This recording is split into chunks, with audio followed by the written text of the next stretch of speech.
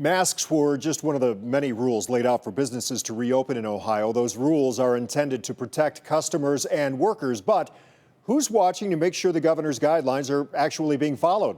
5 on Your Side investigator Scott Knoll takes a look at enforcement and the claims already being filed.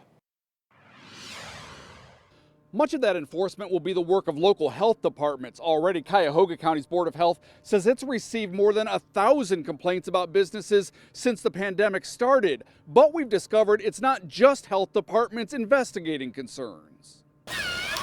Hand sanitizer, masks in public, signs reminding customers to keep their distance. Things we couldn't imagine 2 months ago, now critical steps in the reopening of Ohio. We've seen businesses adapt, and the solutions have been creative in working to reduce risk, and we look forward to working with businesses going forward to continue those approaches. Cuyahoga County's health commissioner believes most businesses want to do the right thing when it comes to protecting workers and customers, but wanting and doing aren't always the same thing. Already, the Federal Occupational Safety and Health Administration received more than 2,300 complaints nationwide from workers concerned about COVID-19 safety in the workplace.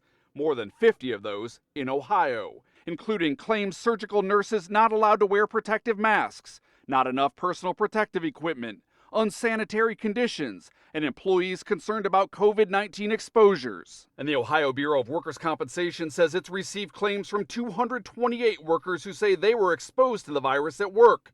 With more companies set to reopen next month, we wanted to know if Cuyahoga County's Board of Health is ready to handle complaints. We believe that we have the ability to ramp up, if necessary, to retask temporarily based on surge. And if we need additional staff, there are plans, as the governor detailed, to try to help us build our capacity in the health department. Terry Allen believes in most cases, issues with the new guidelines can be addressed by working with businesses, but says if a company doesn't comply, they can go to court and have the business shut down. That's already happened in this Parma Heights store, found to violate the state's ban on non-essential businesses. But Allen predicts cases like that will be few and far between. Those are very rare. We haven't needed to take that route.